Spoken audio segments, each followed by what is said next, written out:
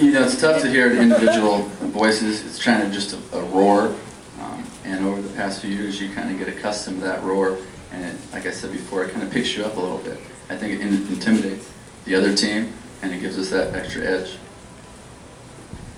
No, I'll agree.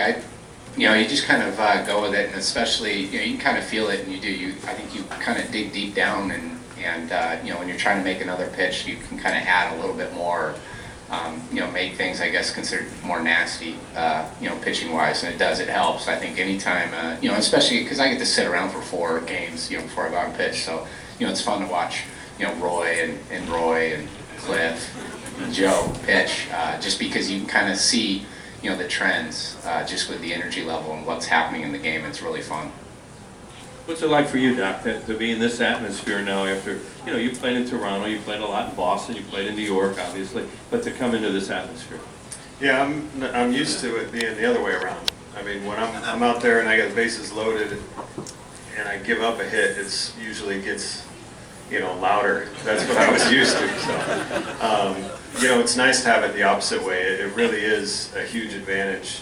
I know as a visiting player in New York and Boston, when things get loud and you're on the ropes, it's not a good feeling. It makes things a lot tougher. So, and then having it the other way around, I mean, it really is. It's like an adrenaline rush. It's hard to explain. I guess try running, in a parking lot with nobody around, then put it, 40,000 people. You're going to run a lot faster. That little guy back there in the middle, you have a question?